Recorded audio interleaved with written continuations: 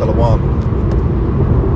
First and foremost, I want to give all praise, all honor, all glory, and all fear unto Yahweh, Bahashem, Yahushai, Bahashem, Rucha, Kodash.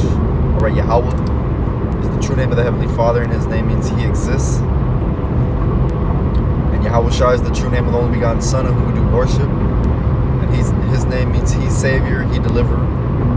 Bahashem, Rucha, Kodash, in the name of the Holy Spirit. Alright, and that's all in the ancient Paleo-Hebrew tongue. And I want to give double honors to my teachers, the elders and the apostles, the great millstone, the true teachers and leaders of Israel today. And sincere shalom and honors goes out to you brothers out there pushing His knowledge. Alright, in truth and in sincerity across the four corners of the earth. Alright, and shalom to you few sisters that are holding it down.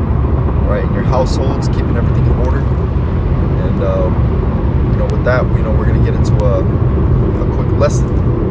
All right, I'm going to do an overview, quick overview, a quick rundown of Daniel 7. I'm going to read verses 1 through 11. All right, and this is dealing with the four beasts. All right, and the four beasts represents the different empires in which they rule. All right, and we're still currently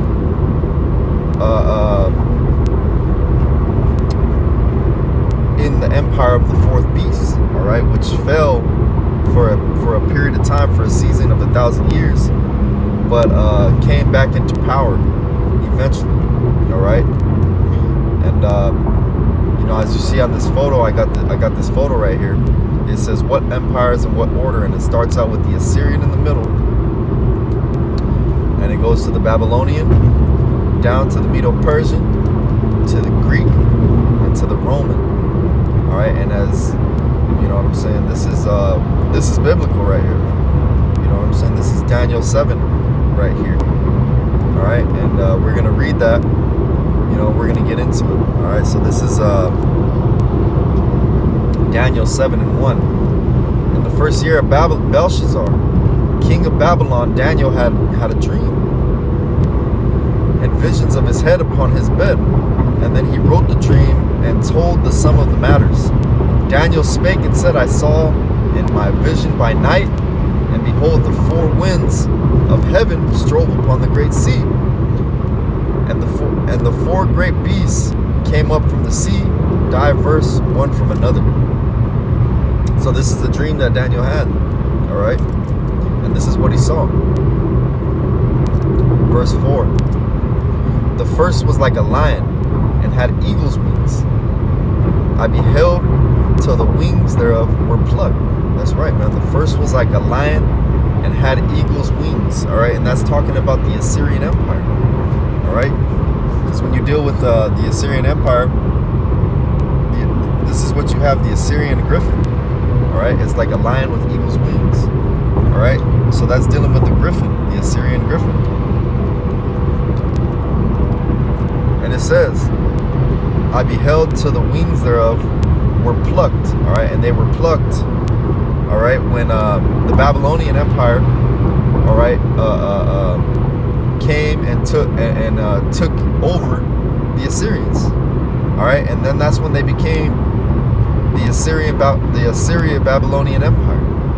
All right.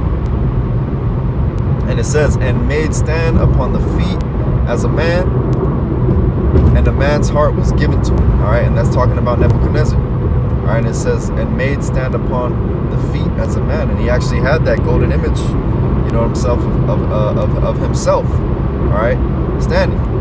All right, so that's talking about Nebuchadnezzar. All right,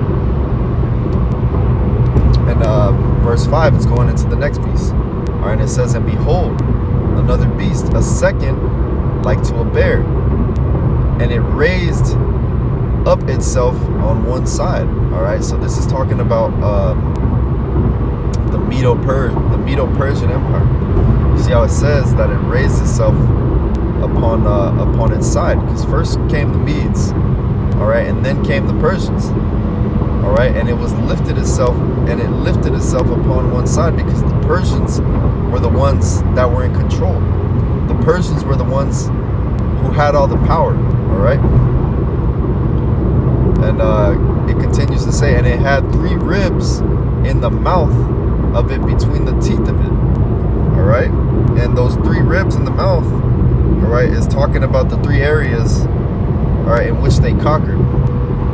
All right, and it says, yeah, and it also goes into the direction in which they conquered as well, because they went from the west to the north and to the south. All right, when they conquered the Babylonian Empire. All right, and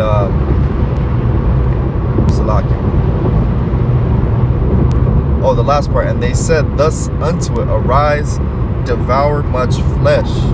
All right, because they conquered many regions. All right, and this was a great power, the Persian Empire, man. A huge army. All right, and they devoured much flesh. All right, verse 6.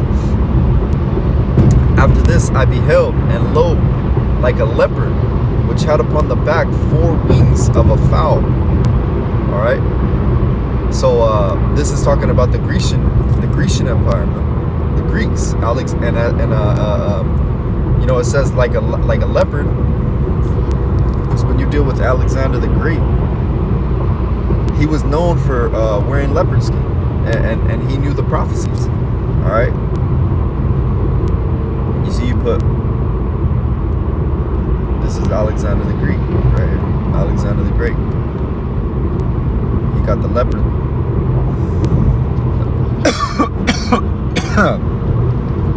All right. So yeah, that's what, because he used to wear the leopard skin on his head as well. All right, Alexander the Great. So as you can see, hey man, the Bible, just a quick side note, that the scriptures are undefeated, man. You know what I'm saying? You could line up secular history, all right, with the scriptures.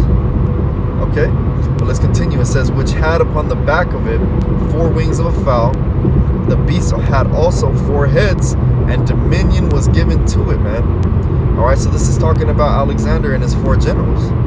All right, the 4 beasts, the 4 heads, and dominion was given to it. Because when you deal with those, Salakia, we're going to read 1 Maccabees 1 and 6 through 8.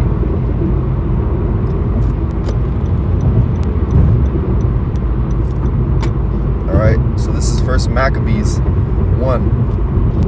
I'll start at 7. So Alexander reigned 12 years and then died. All right, so then he passed, and his servants bare rule, everyone in his place. And after his death, they all put crowns upon themselves. So did their sons after them many years, and the evils were multiplied. So the evils were multiplied when this Edomite, you know what I'm saying, started spreading, you know, his philosophy and things of that nature, and you know what I'm saying, across the earth. All right, so it says that Alexander died, and then his servants bare rule, everyone in his place. Dominion was given unto him. We just read that in Daniel 7. Back in Daniel 7.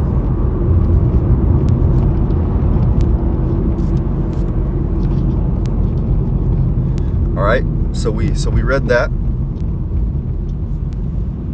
Now we're at verse 7. And it says, after this I saw in the night visions, and behold, a 4th beast. It says a 4th beast, dreadful and terrible, and strong exceedingly, and it had great iron teeth.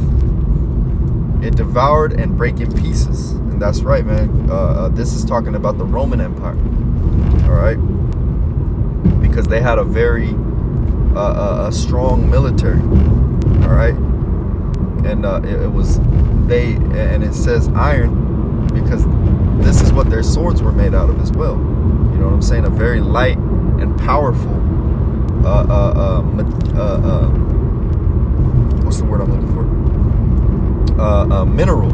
All right, and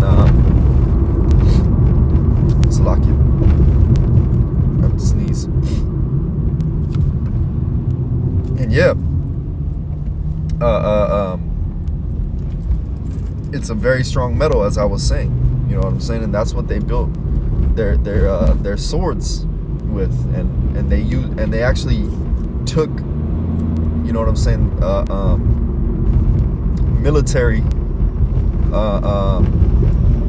pointers, for lack of better words, from the prior kingdoms that were in power before. So they took, okay, so this worked, that worked, and they built one powerful army. You know what I'm saying?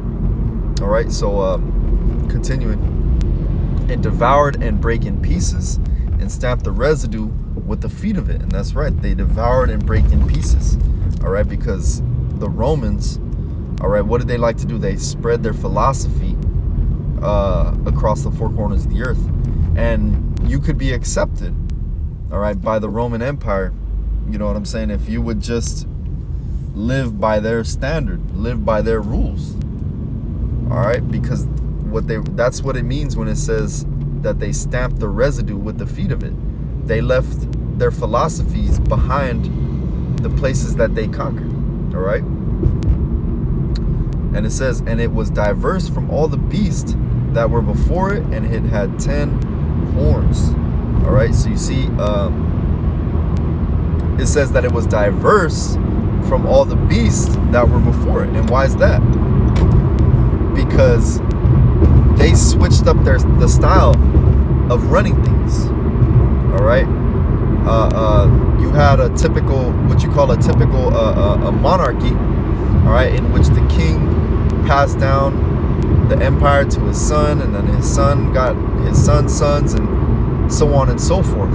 All right, but the Roman Empire, you know, they changed it up, and they had what you call a senate. They had political parties, and they had like one ruler at a time. You know what I'm saying? For like a year. And this is the same structure that America has today, man. You know, a senate, you know, political parties, and a president, right? And that's how you know that America sprang out from Rome, man, and America's Rome all over again. But we'll get into that in a bit. And it says, and it had 10 horns, and that's talking about the 10 European nations in league with the beast system, just like we have today, America and the EU and NATO and the EU. All right, same system. All right.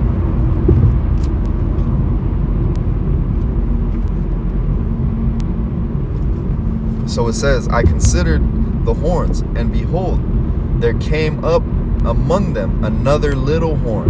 All right, now so this is talking about, see, the Roman Empire would fall, you know, around 300 AD, all right, 250 AD, and the Byzantine Empire would be established, all right, and the Roman system would fall, all right, for a period of 1,000 years. And that little horn would spring up once again, man. You know, and that all started, you know what I'm saying, during the Renaissance era. All right, that you could read that in the book of Revelation, the 20th chapter, man. It talks about Satan was loosed from his prison after the period of 1,000 years and came to deceive. All right. So this is that little horn that came up. All right, America. All right, before whom there were 3 of the first horns plucked up by the roots, and behold, in this horn were eyes like eyes of man, and a mouth speaking great things. Verse 9. But yeah, expounding, you know, a little more upon that little horn, you know, it talks about, you know what I'm saying, it talks about that 10 horns. All right, and America today, that little horn is still riding upon those 10 horns, the beast with 10 horns, man. All right, verse 9, I beheld till the thrones were cast down, and the Ancient of Days did sit, whose garment was as white as snow, and the hair of his head was like pure wool. So this is giving a description, all right, of the Most High, man. who's a so-called angry black man. All right. His throne like a fiery flame, and his wheels like a burning fire. And that's talking about the UFOs. All right, the chariots of the Most High, what you people know are ignorantly called UFOs. All right, but we know what they are. They're not unidentified. All right, we can identify those as the chariots of Yahweh Bashem Yahushai. All right, verse 10. A fiery stream issued and came forth before him. Thousands and thousands ministered unto him, and 10,000 times 10,000 stood before him. All right, and this is going into you know what I'm saying, the angels, man. You know what I'm saying? The 10,000s and 10,000s before him that stood before him is going into the angels, and it says the judgment was set and the books were open. All right, and now and pretty much that means this place is ready to be judged, man. You know what I'm saying? The books, you know what I'm saying, are open. All right, the judgment is set. All right, America's getting ready to be destroyed, man, by way of thermonuclear fire. All right, it goes into that in the 11th verse, and it says, I beheld then, because of the voice of the great words which the horn spake, I beheld even till the beast was slain, and his body destroyed and given to the burning flame. So this is talking about the destruction of the fourth kingdom, all right, which is going to take place when America is destroyed by thermonuclear fire, man. All right, and his body destroyed and given to the burning flame, man. This place is going to melt with fervent heat, all right, like the scriptures say. You know what I'm saying? So this is undefeated, man. The scriptures are undefeated, man. You can't come up against the scriptures and say that they're not real, man. Because here we are lining up the scriptures with secular history and telling you what's going to happen in the future as well, man. Y'all can't deny. Hey, but with that, I'm going to close out and give all praises, honor, fear, and glory unto Yahweh, by Hashem Yahushai, by Hashem HaKadosh. Giving double honors to my teachers, the elders, and the apostles, a great millstone once again. Until next time, I say, Shalom.